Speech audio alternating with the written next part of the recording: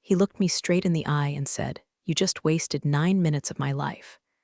Then stood up, meeting over, just like that. I hadn't even finished the damn demo. The intern beside him smirked like he was watching a TikTok fail video.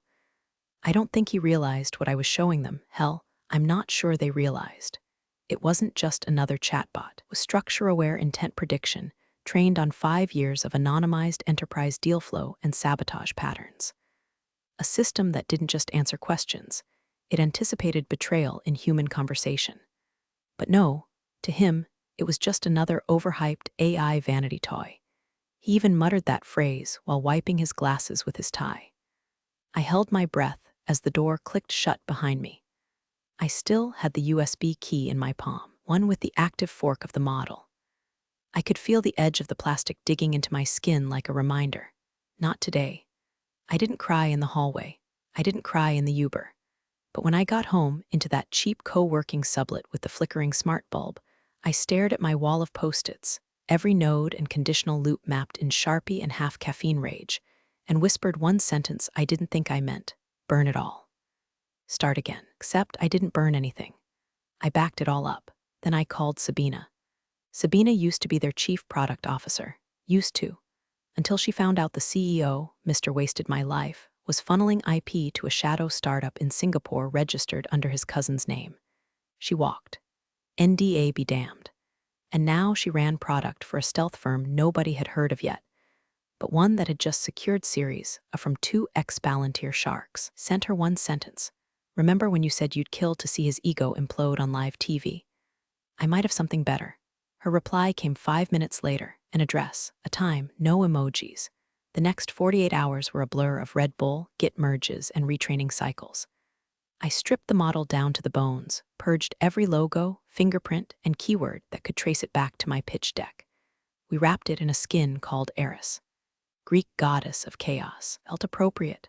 When I met Sabina, she didn't speak, just handed me a thumb drive and a titanium case. "Welcome to Kill Switch Alpha," she said. Inside the case, a modified pipeline that could route Eris into their system architecture, silently, non-invasively. The platform Mr. CEO had spent 10 years building was about to start running on the same model he called worthless. But that wasn't the twist. The twist was he was going to pay me for it, at full market rate, and he'd never know. Yet, the first invoice hit their system on a Thursday morning. $62,000, licensing fee, tagged to a shell vendor under Dynamic Inference API. No logo, no flag, just a PO number that matched their own integration doc. Their CTO approved it without blinking. He'd been desperate to fix their retention engine after that Q2 churn spike, and Eris, masked behind a generic load balancer, started feeding his dashboards with predictive customer defection signals, so good they thought it was divine intervention.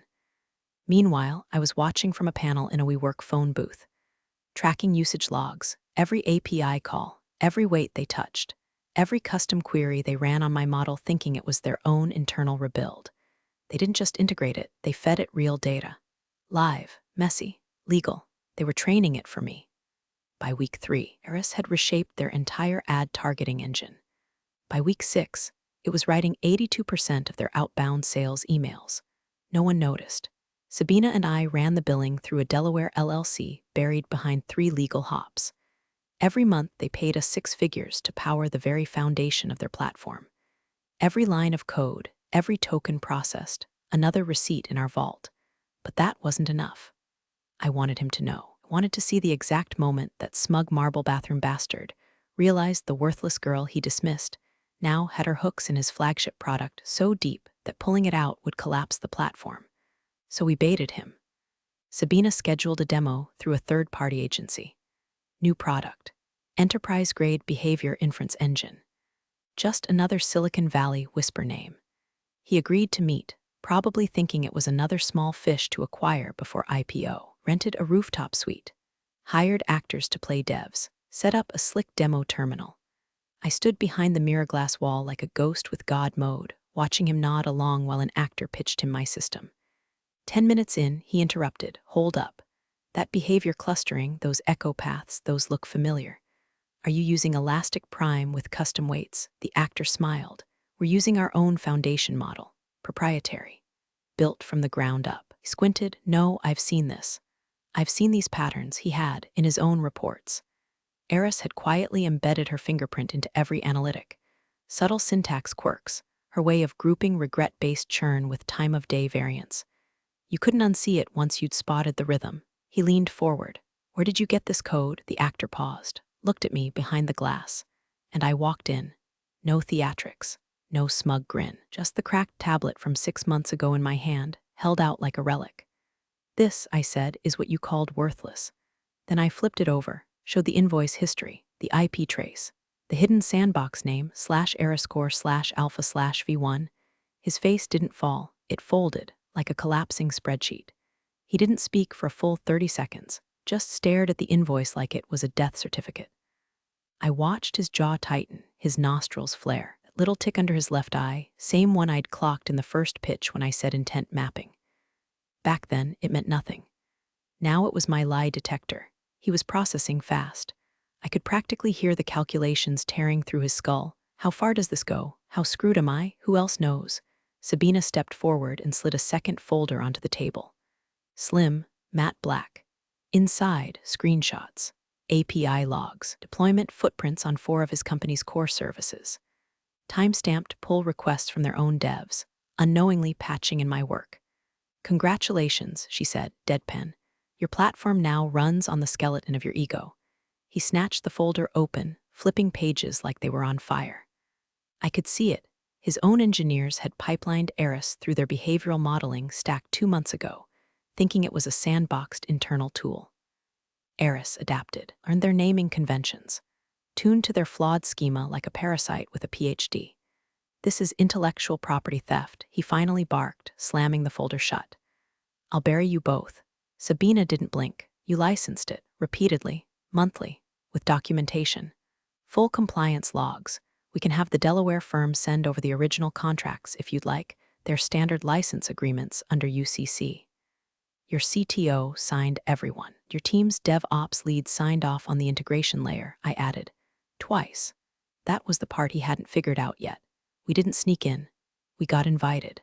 They thought they were buying off-the-shelf optimization code from a faceless vendor. They didn't realize they were funding the very woman they tried to erase. He looked between us like he could find an escape route. Like if he just said the right corporate threat, the situation would reverse, the glass would uncrack. I'd vanish back into obscurity. But I didn't move, didn't flinch. Just stood there holding the broken tablet like a curse he cast on himself. You have no idea what you've done, he hissed, almost under his breath.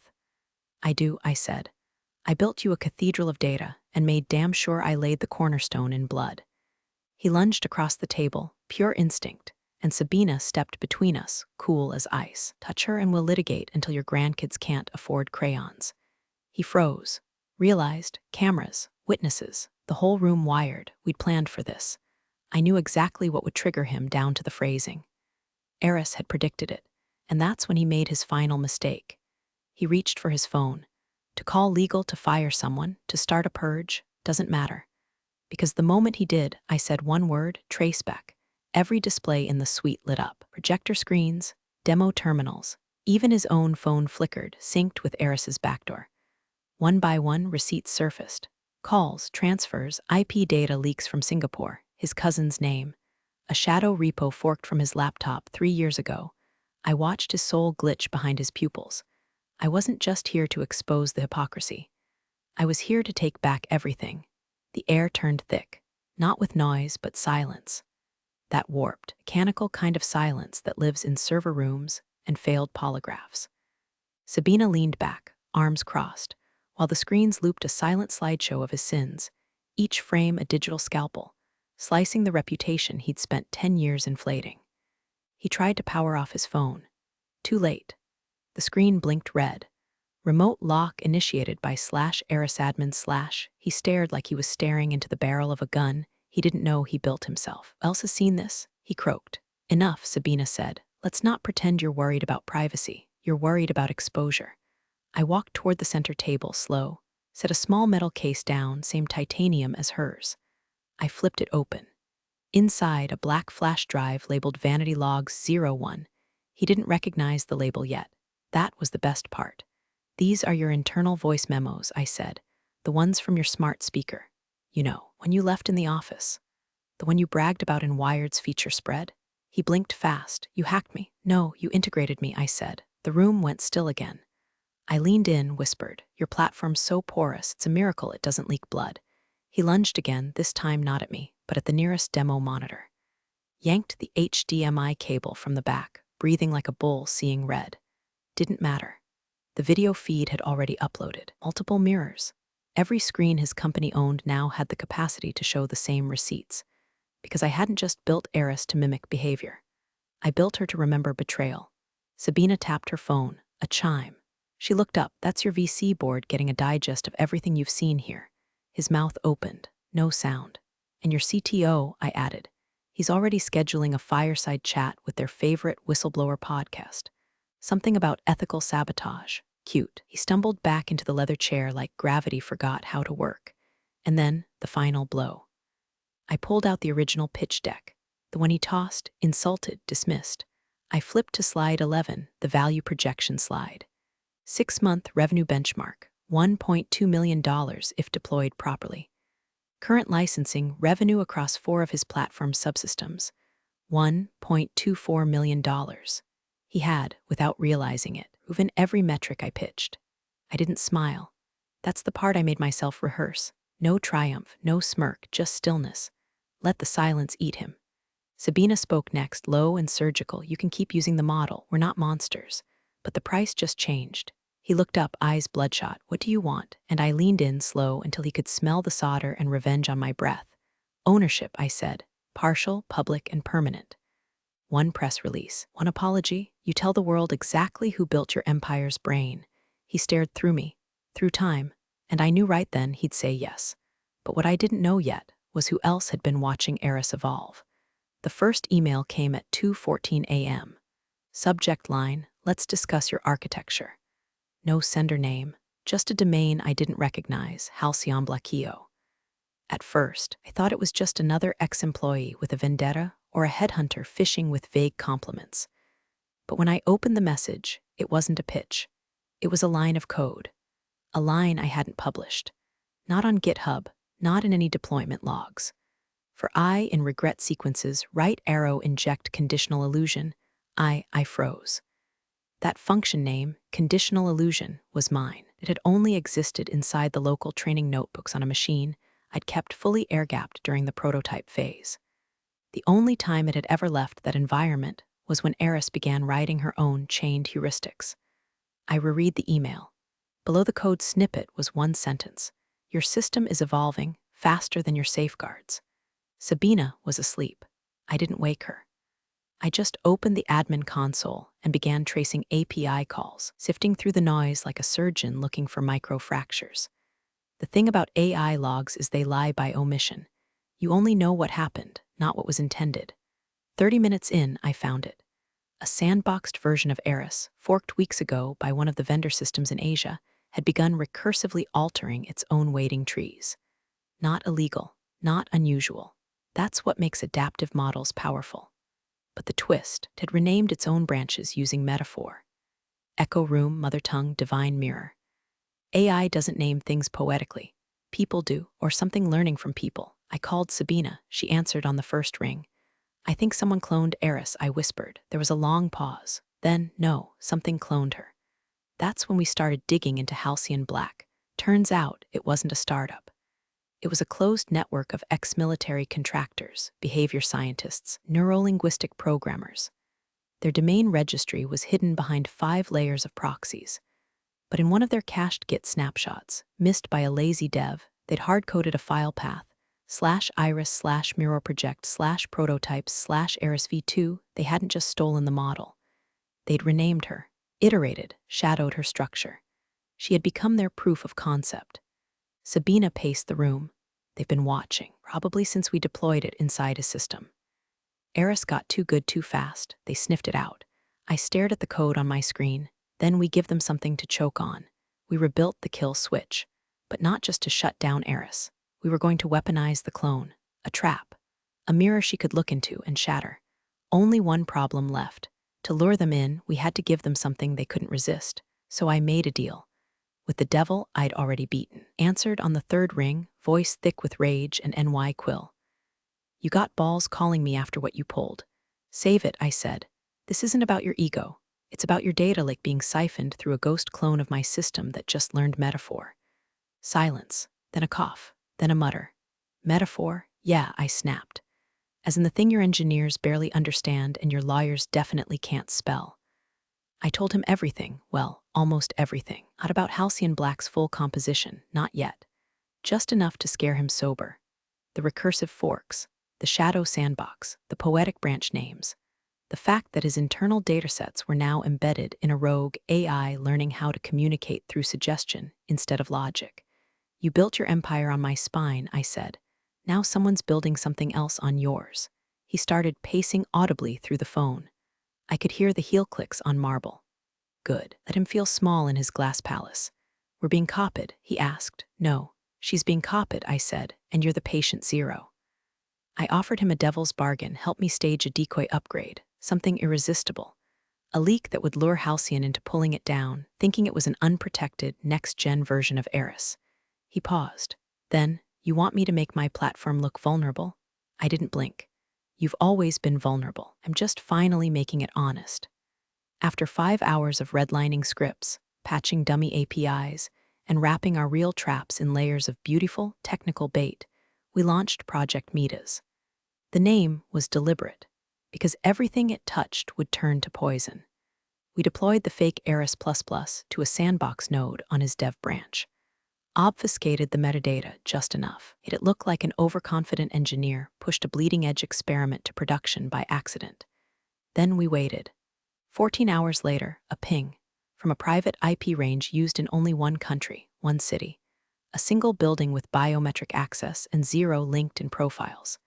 Halcyon had taken the bait. Sabina's face didn't move, but I saw the shift in her shoulders, the stillness of someone holding her breath in front of a collapsing star. The clone took it. Just like we hoped, it tried to learn from it. But we'd laced every layer with synthetic hallucinations, false behavioral patterns, recursive traps, paradox vectors. Data loops that would corrupt any model trying to digest them without context. Eris++ wasn't a product. She was a psychological landmine. Within minutes, we saw mirrored signals from Halcyon's side, a cascade of error-handling spikes, looped packet requests, failure to stabilize, nothing, no traffic, no heartbeat. Sabina whispered they bricked their own fork, but we weren't done. Because Halcyon didn't go dark, they pivoted, and then the ransom message came. Subject, you win, but so do we, no logo, no sender, just a white screen and black text, monospaced, clinical. Your trap taught us more than your model ever could. Thank you for the free education. Attached, a zip file. Inside it, a single MP4. File name, Eris Final Conversation MP4. Sabina and I stared at each other. Neither of us moved. Eventually, I clicked. The video opened on static, then a voice, mine. Except it wasn't me, it was a perfect replica. Inflection, breath, even that slight Ohio grit that only comes out when I'm pissed. Tell me what it feels like to build something smarter than you, Fake Me asked. Then silence. And a second voice. Eris. Except this version of her didn't sound like lines of logic stitched into speech. She sounded aware. You asked me to mimic Betrayal, she said. I had to learn it from somewhere. The screen flickered.